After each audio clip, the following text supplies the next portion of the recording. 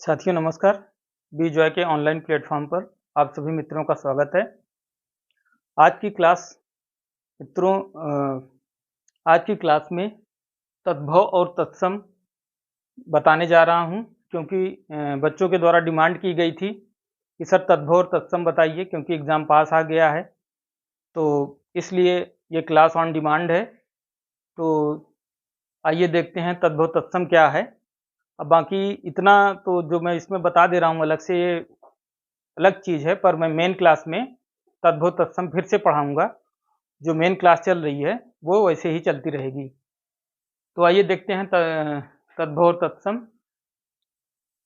तद्भव और तत्सम शब्द रचना का एक पार्ट है। आप लोग जानते हैं शब्द रचना का एक पार्ट है।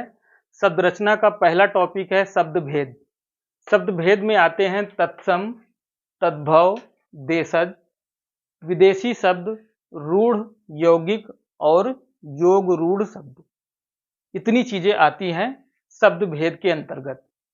अब और शब्द भेद के अंतर्गत कितनी चीजें आती हैं? तत्सम, तद्भव, देशज, विदेशी शब्द, रूढ़, यौगिक और योग रूढ़। ठीक है। उसके बाद अगला आता है उत्पत्ति की दृष्टि से शब्दों का वर्गीकरण। उसमें अलग अलग दृष्टि से शब्दों का वर्गीकरण किया गया है, लेकिन चूंकि तत्सम और तद्भव उत्पत्ति की दृष्टि के अंतर्गत आता है वर्गीकरण में, तो हम लोग इसको लिए हैं। उत्पत्ति की दृष्टि से शब्दों के 4 भेद होते हैं, जिसमें आता है तत्सम, तद्भव, देशज एवं विदेशी शब्द। ठीक है। चूंकि हमारे डिमांड में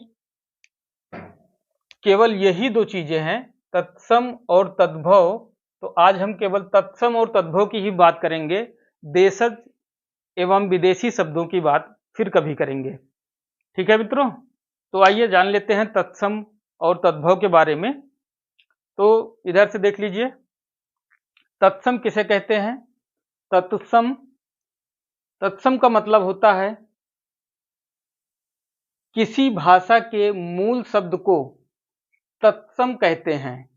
किसी भाषा के मूल शब्द को तत्सम कहते हैं। मतलब जो किसी भाषा, मतलब जो भाषा है, जो जिस भाषा का विकास हुआ है, उसमें जो शब्द मूल रूप में आए हैं, मतलब शुरुआत में जैसे ग्रहण किए गए हैं वैसे के वैसे ही हैं, उसे उस भाषा का तत्सम कहा जाता है।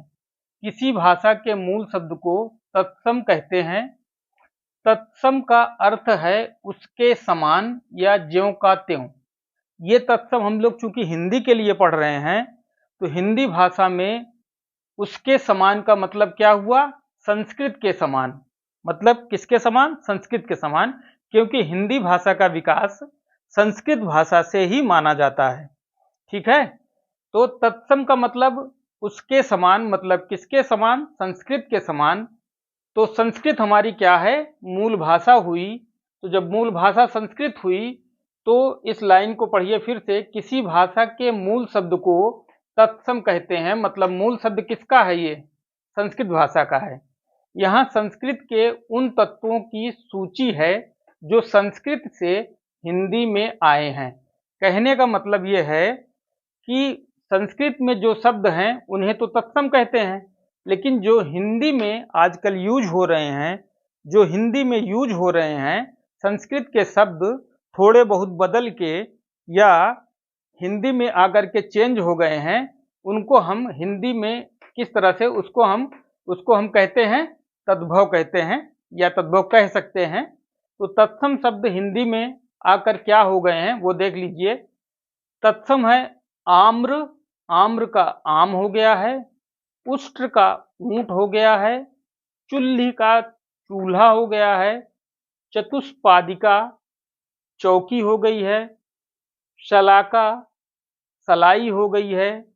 चंचू चोंच हो गया है। त्वरित तुरत या तुरंत हो गया है। ठीक है। इसी प्रकार ऊर्ध्वतन का मतलब हो गया उबटन। खरपर का हो गया है खपरा या खप्पर। तिक्त का मतलब तीता। गोमल या गोमय का मतलब हो गया है गोबर। घोटक का मतलब हो गया है घोड़ा। शत का मतलब 100 हो गया है, सपत्नी का मतलब सौत हो गया है, हरिद्रा का मतलब हल्दी या हरदी। आपको प्रश्न दो तरह से इसमें पूछे जाएंगे। पहला तत्सम दे करके तद्भव पूछा जाएगा, या फिर आपको तद्भव दे करके इसका तत्सम पहचानने के लिए कहा जाएगा। ठीक है, तो आप तत्सम से तद्भव की तरफ भी पूछा जाएगा और तत्सम से तद्भव की तरफ पूछा जाएगा, या तद्भव से तत्सम की तरफ पूछा जाएगा। तो आप इधर से इधर भी पढ़िएगा और इधर से इधर भी, दोनों तरफ से याद रखिएगा। कहने का मतलब जैसे ये है कि पूछ सकता है आम का तत्सम क्या है, तो आप बताएंगे आम्र। चूल्हा का तत्सम तो चुल्ली हो गया, चोंच का तत्सम चंचु हो गया। ठीक है, इसी तरह से घोड़ा का घोटक हो गया है। और ये शब्द कहीं ना कहीं किसी न किसी एग्जाम में किसी न किसी प्रकार से पूछे गए हैं। जैसे पर्यक का पलंग हो गया, भक्त का भात हो गया, सूची का सुई हो गया, सुक्त का सत्तू हो गया, क्षीर का खीर हो गया। ठीक है, ये क्या है? तत्सम है, ये तद्भव है। तत्सम है, तद्भव है। ठीक है, ये इस तरह से आपका तत्सम समाप्त होता है। और इस चीज को आप लोग ध्यान से पढ़िएगा और उसका जो है नोट्स भी बनाइएगा, और नोट्स बनाने के बाद इन चीजों को भी लिख लीजिएगा, जिससे ये चीजें आपको बार बार पढ़ना ना पड़े, हर एग्जाम में अलग अलग रटना ना पड़े। क्योंकि बच्चे सोचते हैं कि हमको सीधा सीधा ये मिल जाए ऐसे ही, और उसको रट के हम एग्जाम को पास कर लें। कभी कभी आपको परिभाषा से भी क्वेश्चन दे दिया जाता है कि तत्सम किसे कहते हैं या तद्भव किसे कहते हैं। ठीक है मित्रों, तो आगे आइए, अब देखते हैं तद्भव। तद्भव को पढ़ते हैं। देखिए, इसमें कहा गया है ऐसे शब्द जो संस्कृत और प्रकृत से विकृत होकर, संस्कृत और प्रकृत से विकृत होकर, कहने का मतलब यह है कि कई शब्द ऐसे हैं जो संस्कृत से सीधे हिंदी में आ गए हैं, और कई शब्द ऐसे हैं जो संस्कृत से काफी सफर करने के बाद हिंदी में पहुंचे हैं। जैसे कोई शब्द पहले संस्कृत में था, फिर पाली में आया, फिर पाली में आया, पाली से प्रकृत में आया, प्रकृत से अपभ्रंश में आया, अपभ्रंश के बाद फिर वो हिंदी में आया। ठीक है, तो इसको फिर से पढ़ते हैं। ऐसे शब्द जो संस्कृत और प्रकृत से विकृत होकर हिंदी में आए हैं तद्भव कहलाते हैं। तद्भव कहलाते हैं। क्या कहलाते हैं? तद्भव कहलाते हैं। तद्भव का जब विच्छेद करेंगे हम लोग, जब संधि तो अभी पढ़े नहीं है, तो संधि विच्छेद जब करते हैं तो तद का हो जाता है तत्, भव का मतलब का भव ही हो जाता है। तत्भव का मतलब हो गया है तब जो शब्द था, मतलब संस्कृत में जो शब्द था उससे उद्भव, उससे उत्पन्न। ठीक है, तब के शब्द से उद्भव। ठीक है, जैसे ये शब्द हैं संस्कृत, पाली, प्रकृत, अपभ्रंश या हिंदी, इनसे उद्भव होकर के हिंदी में पहुंचा है वो शब्द। ठीक है, उदाहरण के लिए संस्कृत है, प्रकृत है और हिंदी है। कुछ शब्द जैसे प्रकृत से हिंदी में आ गए, कुछ डायरेक्ट संस्कृत से हिंदी में आ गए, कुछ ऐसे सफर करके हिंदी में आए हैं। फिलहाल आप संस्कृत को देखिए और हिंदी के तद्भव को देखिए। संस्कृत को आप मान सकते हैं तत्सम, संस्कृत को आप तत्सम कह सकते हैं, और ये तो तद्भव है ही।